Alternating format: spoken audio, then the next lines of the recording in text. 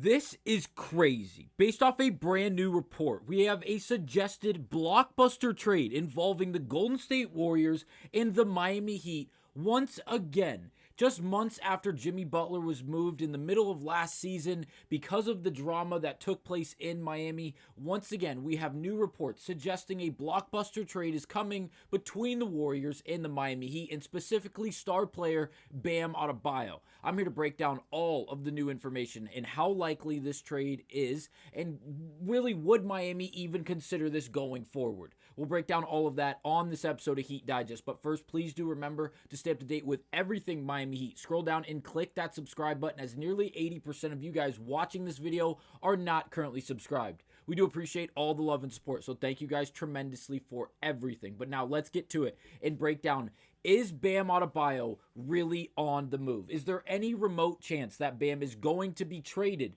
from this Miami Heat organization in the next year, 2 years, and possibly even 3 years? I'm here to tell you, I think there's absolutely no shot this happens outside of one possibility.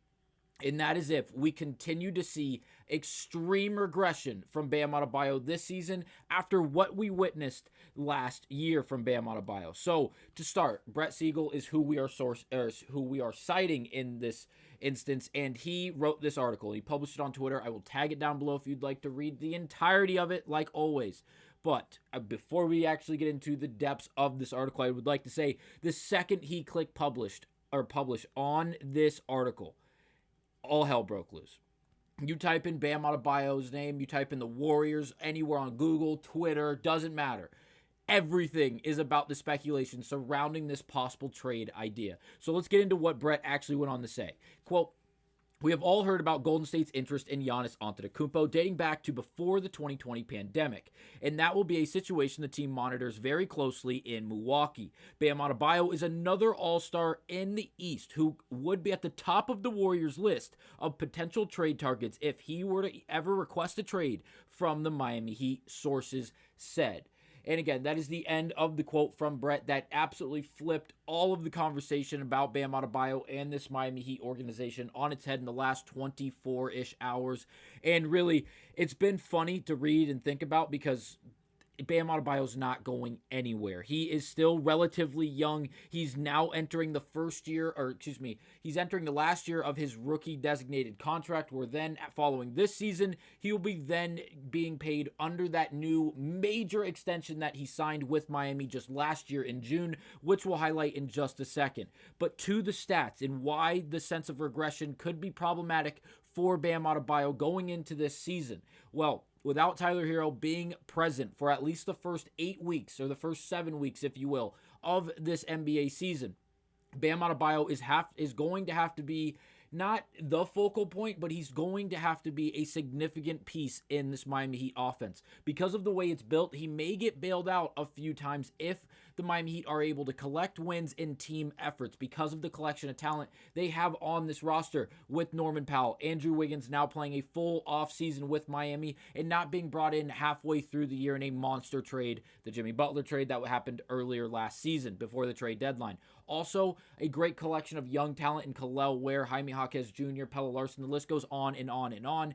And obviously, when Tyler returns, yes, there's going to be an ample amount of just abilities, and just they're going to have great talent across the board, 1 through 5, coming off the bench and starting for this Miami Heat team. But without Tyler Hero there, Bam Adebayo is going to have to answer the call. Last season, he was underwhelming to say the least, averaging 18 and 9. Yes, it's hard to say those numbers on paper are underwhelming, but when you go back and watch Miami Heat basketball games from last season, there was something missing, and it was a significant just kick in the ass when they needed it, especially on the offensive end.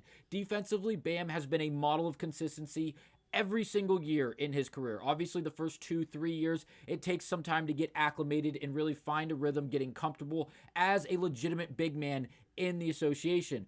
But once that happened, we see a constant running of placing in the top 8 to 10 in the Defensive Player of the Year award year after year after year. Now, that is going to be just the line in the sand, or the minimum, if you will, for Bam Adebayo defensively, because that's what we've come to really get used to. If the offense is not working, you can bet your hat that the defense will be present and very, very effective all season long. If we can see that offensive output, and maybe we don't have to see the 20 to 25 point per game score because of the collection of talent around him, but if you can get that 18 to 22 points per game where Bam is the centerpiece or one of the many centerpieces to this Miami Heat offense, where the Eric Spoelstra utilizes him very well and effectively, and they're able to get him the ball in certain spots where he simply is going to take advantage time in and time out. If that can happen for the Miami Heat, things will look very, very good for this Heat team going through the rest of the season. Now, to cite that contract we mentioned earlier, for the designated rookie extension, this is after his rookie deal was obviously expired. Bam Adebayo was then taken care of by this Miami Heat team. No surprise, as he was a monster, averaging 19 and 10 or 16 and 10 in his second or third year in the league, while also being an absolute force defensively. Then obviously going into the final year of that 5-year, $163 million deal, he'll be paid $37 million this season.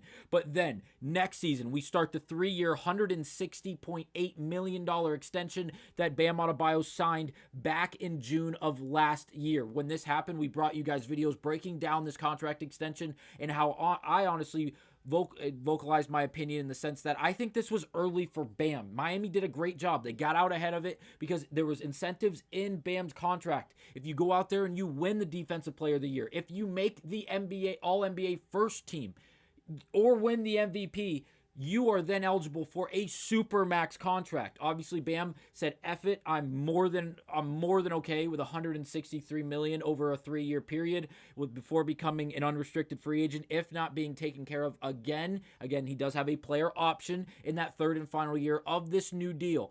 But if we see regression, back to the main point in how this trade could actually take place, if Bam Adebayo goes out there and continues to do what we saw last season, and in the sense of maybe not giving us the offensive production that we are really looking for, but more than that, not being that significant piece, not being the guy that really pushes the needle as a younger guy that can do things on both sides of the basketball, someone who's been praised by hundreds of very credible names, including playing alongside the best players in the world for Team USA just this past summer, where he was a legit piece in the majority of those games as really a point forward.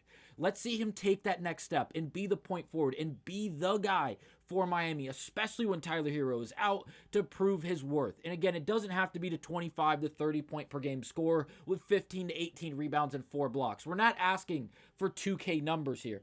We're asking to be the piece, to be the guy. In those close games, demand the basketball. And whether you score or not is not really what we're looking for. Again, the ability to facilitate, demand the attention, demand the eyeballs, bring the defense in when you're on the lower block, trying to get good positioning in the paint to either score effortlessly or get fouled and go to the free throw line, where we know you're an above average shooter, especially for a big, but also then maintaining that ability that we've witnessed all career long from Bam Adebayo, which has just gotten better and better and better in the sense of facilitating. This could be a monster year for Bam Adebayo. Seriously, like Defensive Player of the Year candidate at the end of the year, no surprise there. But being an NBA first teamer in the Eastern Conference, being absolutely dominant on both sides of the ball for a very good Miami Heat team.